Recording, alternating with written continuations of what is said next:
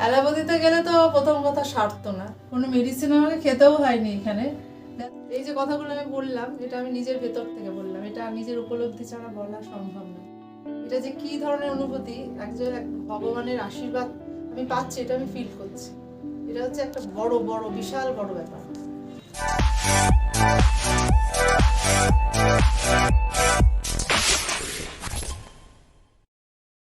তোমার নাম এবং অ্যাড্রেসটা দর্শকদেরকে একটু বলো।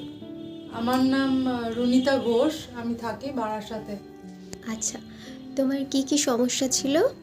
আমার মেইন সমস্যা তো কনস্টিপেশন এবং গ্যাস, তার থেকে ইনডাইজেশন তার জন্য হতো, আর ভীষণ মাথাটা টলতো, আমি হাঁটতে অসুবিধা হতো, আমার বসে কিছু করতে অসুবিধা হতো, সেলফ কনফিডেন্সটা কমে গেছিল। হ্যাঁ, আমার যেটা মনে আছে যে তুমি আমার ওখানে যখন এসেছিলে তখন তুমি কারোর উপর মানে কেউ তোমাকে ধরে নিয়ে যেতে হতো, যে কবারই গেছিলে কাউকে ধরে নিয়ে যেতে হতো, মাথা ঘুরতো, তুমি একা একা চলতে পারতে না, রাইট?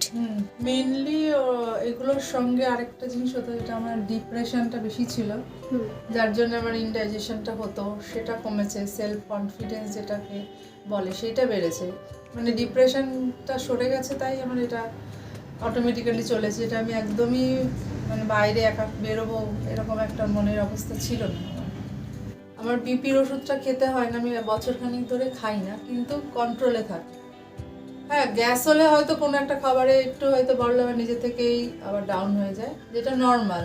আমার এই যখন 50, তাতে আমার যা প্রেশার থাকে সেটা নর্মালি ধরা যায়। আর আচ্ছা, ডিপ্রেশন এখন কেমন? ডিপ্রেশন এখন আর আমার হয় না, ঝগড়া কিংবা অশান্তি সব বাড়িতেই হয়, তার জন্য হয়তো সামান্য একটু সময় হয়তো মনটা খারাপ থাকে, তারপরে আমি আবার সেটাকে কাটিয়ে ফেলতে পারি। ট্রিটমেন্টে তো আমি তো খুবই খুশি আছি, এখনো আমার ট্রিটমেন্ট চলছে। তবে ডাক্তারের কাছে আমরা যেরকম ব্যবহার পাই যে হয়ে গেল শেষ, কিন্তু এখন তো মনে হচ্ছে উনি আমাদের ফ্যামিলি মেম্বার হয়ে গেছে, যখন যা সমস্যা সব কিছুই গাইড করে দেন। এটাই আমার সব থেকে বেশি লাভ, আমি অনেক নিজেকে রেকটিফাই করে অনেক হ্যাপি লাইফ লিড করতে পারছি। মানে এখন তুমি হ্যাপি তাহলে? হ্যাপি তো আছি, অবশ্যই। হ্যাপি না থাকলে উঠে দাঁড়ানো আমার পক্ষে সম্ভব ছিল না। একদম, হ্যাপিনেসটাই তো আমাদের। আরেকটা জিনিস, আমি যে ভগবানের আশীর্বাদ পাচ্ছি, সেই রাস্তাটাও উনি আমাকে দেখিয়ে দিয়েছে, এটা আমি তো আরো বেশি খুশি। হ্যাঁ, আমার আরেকটা এক্সপিরিয়েন্স শেয়ার করছি, যে আমার কোমরের উপর ঝাঁকানি লেগে ভীষণ একটা ব্যথা হয়েছিল, স্লিপ ডিস্কের মতো, মানে আমি শুলে উঠতে পারছিলাম না। তো উনি তখন আমি যেতে পারিনি, তো উনি বাড়িতে এসে আমাকে কোমরে একরকম আয়ুর্বেদিক ট্রিটমেন্ট আছে, কাটিবান্স না এটা একটা বলে, হ্যাঁ কাটিবাস্তি, ওই একটা অয়েল দিয়ে মাসাজ করে অনেক আমার জন্য পরিশ্রম করে আমি আবার উঠে দাঁড়িয়েছি। এখন আর আমার সেসব কিছুই নেই। আচ্ছা, ওটা তোমার কতদিনে সারলো? বেশি দিন তো এটা লাগেনি, 3-4 দিন, মানে তারপরে আমি উঠে পরের দিন থেকে উঠতে পারছিলাম, তারপর আস্তে আস্তে ওটা সরে গেছে, এখন আর কোনো প্রবলেম নেই। আরেকটা জিনিস, আমাদের দুজন হাজবেন্ড ওয়াইফের মধ্যে অনেক ভুল বোঝাবুঝি হতো, অসুবিধা হতো, ঝামেলা হতো, তাতে আমি আরো ডিপ্রেশনে যেতাম, কিন্তু কিভাবে হ্যান্ডেল করতে হয় সেটা উনি আমাকে শিখিয়েছে। এখন আমরা মনে হয় যেন আমাদের কোনোদিন কোনো অসুবিধা ছিলই না, এমনই একটা মানে সিচুয়েশন এখন আমাদের হয়ে গেছে। এটার জন্যই যখন আমার এটা হলো, কনফিডেন্সটা এলো, তখন আস্তে আস্তে দেখলাম ডাইজেশনটা বাড়ছে ধীরে ধীরে, এবং ডাইজেশন তো আমাদের অনেক বছর ধরে খারাপ হয়, একদিনে তো খারাপ হয় না, সেরকম অনেক ইমপ্রুভ করেছে, এখনো আরো করতে হবে, কারণ নিজেকে এবারে বাইরে বের করতে হবে, নিজেকে আরো অলরেডি বেরিয়ে গেছে। হ্যাঁ, সব তো কেউ করে দিতে পারে না, কিছুটা নিজে থেকেও করতে হয়। রাস্তাটা হয়তো ম্যাডাম আমাকে দেখিয়ে দিয়েছে, এবার আমাকে রাস্তা ধরে চলতে হবে, একদম সেটা কিন্তু সবাইকে করতে হবে, কাউকে বেটে গুলে খাইয়ে দিয়ে এগোনো যায় না। আর যেটা অ্যালোপ্যাথি ডাক্তাররা একদমই বলে না, যেটা বলে আমাকে বলতো, সেটা হচ্ছে সাইকিয়াট্রিস্ট দেখাতে, ওষুধ খাও, ঘুম পাড়িয়ে রাখা, তাহলে তো ব্রেন আর কোনো কাজই করবে না। তো ব্রেনকে অ্যাক্টিভেট করলে আমি এটা বুঝেছি যে ডাইজেশন পাওয়ার অ্যাক্টিভেট হয়, যেটা নিয়ে আমি এখনো চলছি। আমরা অনেকটা পথ এগিয়েছি, এখনো একটু বাকি আছে সামান্য, সেটা আমাকে করতে হবে এবং করছিও। একদম খুব ভালো করছো। মানে এই যে ট্রাস্ট হ্যাঁ, সেই ট্রাস্টটা রেখে যে তুমি এতটা দূর এগোচ্ছ, এটা শুধু আমরা আমরা রাস্তা দেখাবো, কিন্তু এই যে তুমি চলছো, সেটার জন্য অনেক ধন্যবাদ তোমাকে। আরেকটা জিনিস, প্রত্যেকটা মানুষ ভীষণ খেতে ভালোবাসে, কিন্তু খেয়ে যে আমরা কোথায় যাচ্ছি সেটা বুঝছে না। হ্যাঁ, যে আমাদের পেটটা কি কি হিসাবে তৈরি, কি খাওয়ার জন্য তৈরি, ওই সামনে খাবার দেখে আমি কিন্তু এখনো অনেক কিছু অ্যাভয়েড করে চলি। ইচ্ছা করলে আমি খেতে পারি, কিন্তু খাই না। এই কনফিডেন্স লেভেলটা থাকতে হবে যে আমাকে নিজেকে ইন্টেস্টাইনকে ক্লিয়ার করতে হবে। তার জন্য উনি যে খাবারগুলো খেতে বলবে, যেভাবে খেতে বলবে রান্না করে সেভাবে খেতে হবে। 6 মাস করলাম, তারপরে আর করলাম না, তাহলে এগোনো মুশকিল। কিন্তু আমি অনেক দিন ধরে এটা ডিপেন্ড করে কার কিরকম কত ডেপথে রোগটা রয়েছে। কারণ আমি বলবো যে ননভেজ খাওয়াটা মোটেই খুব একটা ভালো জিনিস না প্রত্যেকের জন্য, যারা সুস্থ আছে। অ্যাকচুয়ালি মানুষ এখন জীবের দাস হয়ে গেছে।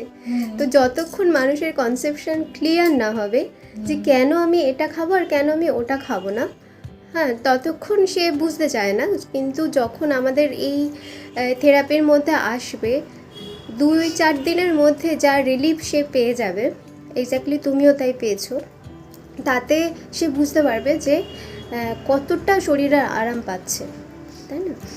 হ্যাঁ, উনি আরো কিছু জিনিস আমাকে বলেছিল যেটা আমার সংসারের চাপে করা হয়নি, যেমন সেটা মাইক্রোবায়োম, যেটা আমাদের ভেতরে যে ইন্টেস্টাইনে গুড ব্যাকটেরিয়াগুলো আছে সেগুলোকে ওরা এনহ্যান্স করে, কিন্তু সেটা আমি করে উঠতে পারিনি। একটু করে তৈরি করে করতে হবে, কারণ সবাই এত বিজি লাইফ করতে পারে, সেইটুকু পরিশ্রম আমার এখনো বাকি আছে অল্প একটু। এটা করলে অনেক আগে অনেক ফাস্ট এখান থেকে বেরিয়ে যেতে পারতে। হ্যাঁ, ডাইজেশন যার গুড তার কোনো রোগই হবে না।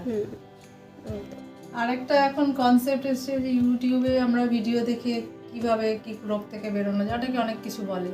তো অ্যাকচুয়ালি আমি অনেক ট্রাই করেছি এরকম করে, একজন নামি ন্যাচুরোপ্যাথির থেকে আমি গাইড নিয়েছি, কিন্তু ওরা যে একটা লিস্ট ধরিয়ে দেবে সেটা বাড়ি বসে করা অসম্ভব ব্যাপার। কিভাবে খাবো, সবার শরীর সমান না, সেই খাবারটা তো আমার ডাইজেস্ট নাও হতে পারে, তো সেটা ওরা বলে দিয়ে খালাস।